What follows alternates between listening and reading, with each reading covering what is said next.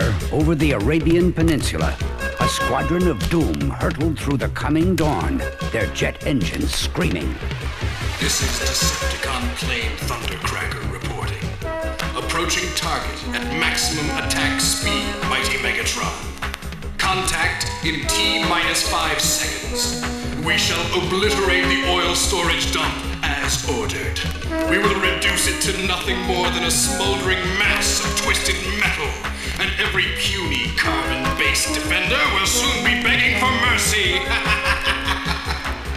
The Decepticon planes swept in low and fast with the rising sun at their backs, spewing the full weight of their destructive power. The null rays and laser-guided missiles ravaged the desert storage depot, tearing it apart with thousands of explosions. More! Let's hit them again! One more pass!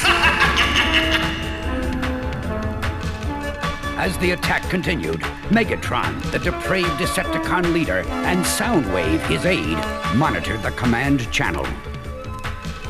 Listen to that, Master. Thundercracker is mad with battle fever.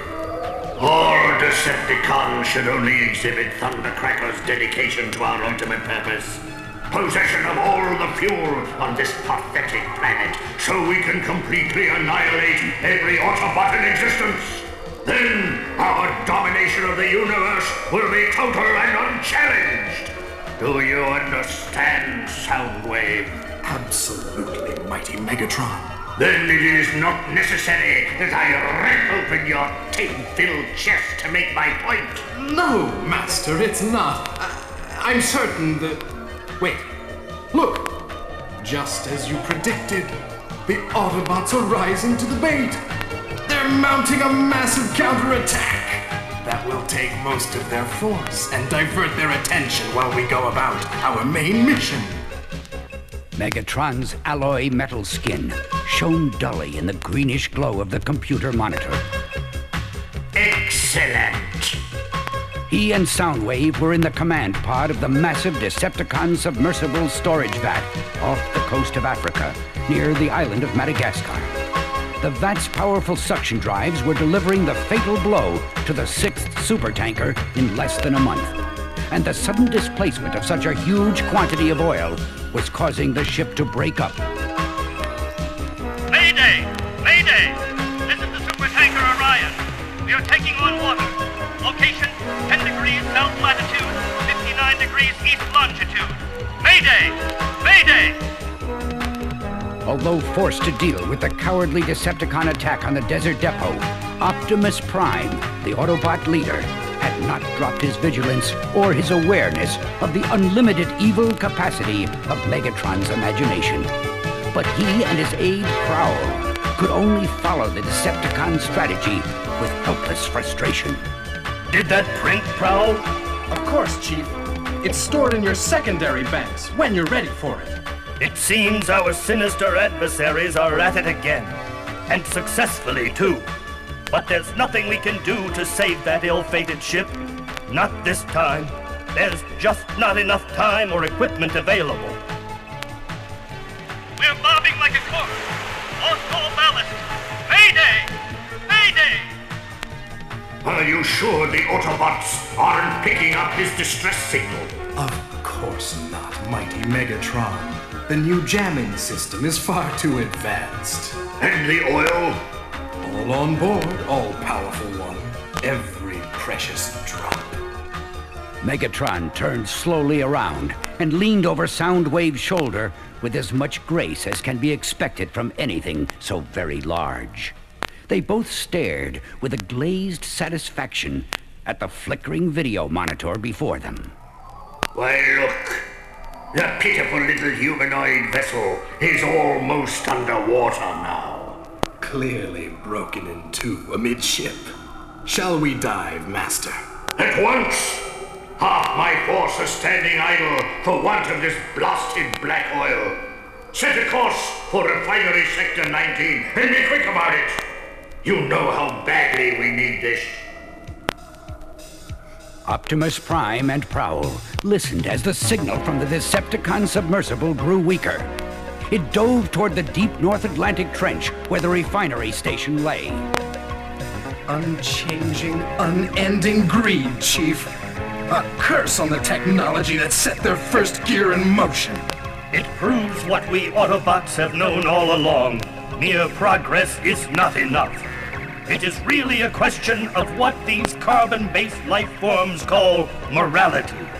A totally foreign concept to a mecha-cultural mind. But strangely appealing. Don't you think so, Prowl? Appealing? But so far, unconvincing. If it hasn't worked for them, what makes you think it would work for us? But it has worked for them, Prowl. After all, we are here. Whenever and wherever evil raises its ugly head, right marches out to meet it. Without our presence, this planet would have been bled dry of all its natural resources months ago. No, Prowl, we share the same instincts, but the Earthlings seem to have found a name for it. Morality. I need much more data on this subject. Sophocles, Thomas Jefferson, Gandhi. Within milliseconds, Optimus Prime began processing. A skilled leader needs all the information, and Optimus Prime had been at this for a very long time. His battle with the Decepticons began millions of years before the first single-celled life had stirred in the warm tidal pools on the still-cooling volcanic shores of Earth. Millennia ago, his metallic planet, Cybertron, had erupted into a terrible civil war when the Decepticons rose up and attacked the peaceful Autobot society. And now, that war had spread across space to Earth, where Megatron, the evil Decepticon leader, sworn to wipe out all Autobots once and for all, will let nothing stand in his way. Certainly not the life of the planet. Tell me, Prowl, you were always so full of clever ideas. Do you have anything in your logic center to cover this situation? Obviously, a simple attack on the refinery is not sufficient, Chief. We need to strike deeper. A steady supply of pure new oil will revitalize Megatron's force. Pure? That's intriguing. There is a purity about it when it leaves the Earth, isn't there? But it needn't be quite so pure when the Decepticons obtain it. Explain yourself. Well, Megatron is quite vain, and his sense of superiority at the moment won't allow him to even consider that we could know of his actions. The Decepticons would have no reason to suspect a special supertanker. One that was carrying a load of oil that was laced with a powerful corrosive acid. But how would we keep it from eating through the ship's hull? One problem at a time, Chief. All things are possible. Megatron was not given to long discussions. Truly great minds bore easily, and Megatron had a truly great and sophisticatedly evil mind. While his vessel was still discharging the life-giving fuel the Decepticons needed, he was already planning his next attack. I am pleased the Earthlings do not discourage easily. One would think after the loss of 6 super tankers in a row, they might cancel the shipments, but no. They need it as badly as we do. Tomorrow, the Colossus, the world's largest new super tanker, will make her maiden. Will be there to greet her master. Think of it. 5 million barrels of high-grade crude in one gulp. Delicious. Absolutely delicious. Let us prepare at once. Set a course for the Gulf of Oman. The Colossus sails at dawn.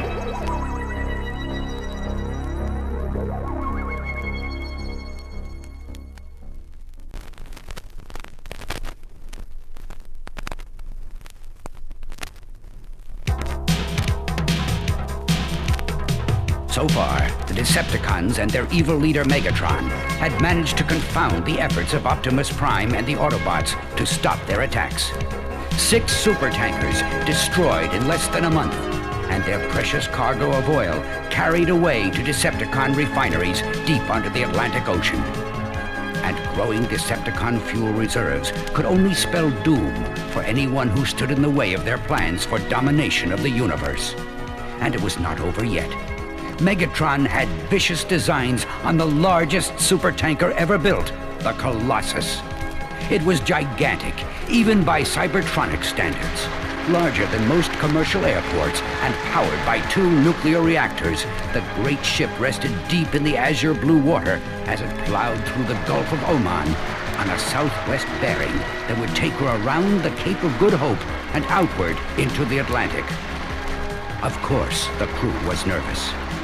It is difficult to rationalize away the disappearance of 6 supertankers in less than a month. But they were larger, and the new fracture-proof alloy in the hull, which the Autobots had conveniently arranged for Earth scientists to discover, made the ship unsinkable. A few crew members had complained of a funny smell in the cargo as they loaded the crude, but no one in command took them seriously. Time was money, and a peculiar odor was not going to hold up the wheels of the world economy. And this cargo needed to reach its destination in more ways than they knew. The corrosive acid in the oil would deliver a wrenching blow to the Decepticons. Optimus Prime was sure of it. If our intelligence is accurate, the Decepticons should attack shortly after nightfall. We have 2 waves of Autobots standing by at Base Epsilon. They will scramble as soon as the Decepticons attack the Colossus, Chief. And in the Decepticon Submersible's command pod, Megatron was almost ready to explode from his own cleverness. Prepare to ascend. We are just beneath the Colossus now. Are the macro siphon tubes depressurized? Approaching red line now, Master. Prepare to attach the laser auger and penetrate the Colossus hull. And be quick about it. At any moment, another brave Decepticon warrior could grind to a halt for want of fuel. The Decepticon attack was so quiet, it passed unnoticed on board the Colossus. The moment the suction tubes were attached to the bottom of the tanker, Megatron began draining away the oil, and with it, the corrosive acid. The empty Decepticon storage vat began to fill up, and the Autobots monitored the flow of every fatal gallon. Shall we attack now, Chief? Just a while longer, Prowl. I want that acid to sink in. I want it to permeate the entire Decepticon system before we make a move. On board the Decepticon vessel, Megatron and his evil crew were unaware that the fuel they were so greedily sucking away would soon begin to take effect. It was just a matter of minutes before the corrosive acid in the oil would start to cripple their submersible. How many gallons so far, Soundwave? Over 600,000, mighty Megatron. And there's still room for more. Then take it! I want it all! Every last drop.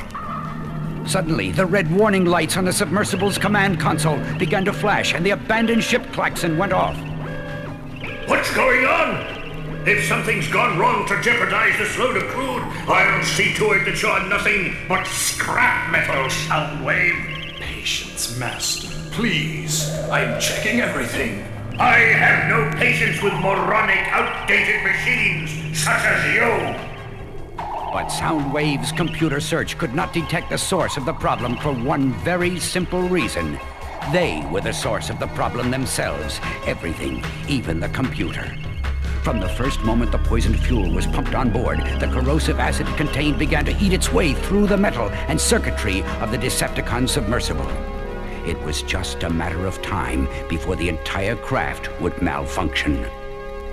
Drained of half its fuel, the supertanker was riding dangerously high in the water, but its superior metal hull prevented the ship from breaking up and foundering. By now, the first wave of Autobots was closing in and reporting to Optimus Prime. We are over the target, Chief. Shall we commence electromagnetic lift? At once! Lift the Colossus from the water! I have a feeling our Decepticon friends will be right beneath it. As the squadron of Autobots hovered over the supertanker, the electromagnetic waves began to pulse downward, gripping the steel hull of the Colossus.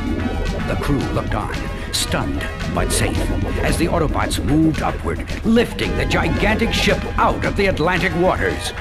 Soon the Colossus was hundreds of feet in the air.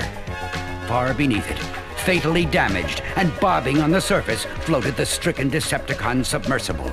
On board, Megatron screamed with fury. The Autobots are upon us! We're trying, Megatron, but all our equipment is failing. Even our backup systems are malfunctioning. Then take out those Autobots! Fire at them! Do something, you mechanical idiot! Roger, Megatron. But what? Nothing's functioning. Try the Vulcan force field, you cassette-stuffed tin box! Roger, Master. But as Soundwave punched in the force field activator, it only set up a thunderous vibration throughout the Decepticon craft. What now? We're going to come apart, Master. I'd better shut down. Shut up and stand aside! Megatron opened the pod hatch and loosed a round from his fusion cannon, knocking out 2 Autobots. Ha! Take that, you fools! You're no match for Megatron! 2 more Autobots quickly replaced the others, but Megatron took them out too. Join your miserable companions, simpletons! But even more Autobots arrived, letting loose a shower of firepower. Megatron quickly ducked back inside and slammed the hatch shut. Curse their Autobot drive shafts! Master, we're going to sink. I can do nothing. All controls are useless. What's wrong? This has never happened before. The oil! It must be the oil! They had poisoned the crew!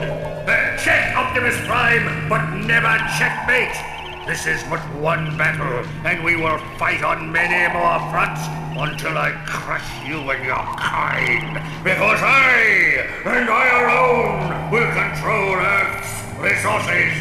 The Earthlings have abused them so badly, they will never miss them.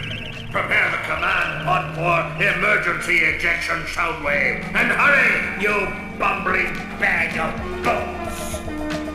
The Decepticon command pod, with its own source of unpolluted fuel, had just cleared concussion range when the huge explosion struck. The Autobots' thermal missiles found the heart of the storage vat, and the heat of their warheads set off a chemical chain reaction between the oil and the acid, resulting in a tremendous explosion. The huge fireball heated the belly of the Colossus and reached the Autobots far above. However, with the supertanker still safely in their magnetic grip, the Autobots raced on toward America. While inside the ship, bewildered and amazed, the crew held on. This was the ride of their lives. Then, up ahead, through the clearing clouds of dawn, they could see the twinkling lights of New York Harbor and the bright torch of the Statue of Liberty. They lowered the ship with surprising ease into the calm waters off the Verrazano Bridge, seen only by the keen eye of the JFK radar tower and one lone Staten Island fisherman. Prowl, you will see to it that the gentlemen at both locations have no memory of what they witnessed this morning. Of course, Chief. All radar information will have been auto-erased by now as well. And our fellow Autobots? Returning to base, Chief. Sadly, we both know the Decepticons too well to think they will not strike again. And thousands of miles away, in the hot deserts of northern Mexico, an oil exploration crew for a large petroleum company was hard at work. After all, as any Decepticon or Autobot can tell you, oil is hard to find. The foreman shouted to his crew. Hey, man, oh man, did you feel that shock? The main bit must have struck something mighty hard. Come on, bring her up. Bring her up. As the rig lifted the drill bit up from the far beneath the desert floor, the crew grew wide-eyed with amazement. Half of the super-strong case-hardened steel bit was sheared off. Would you look at that? That bit snapped clean off. I've never seen anything like it in all my years working in the field. Of course he had never seen anything like it before, because nothing like it had occurred on Earth before. The bit had not snapped off. It had been seared off by the powerful lasers protecting the perimeter of the underground Decepticon fortress Gamma. And the battle continues.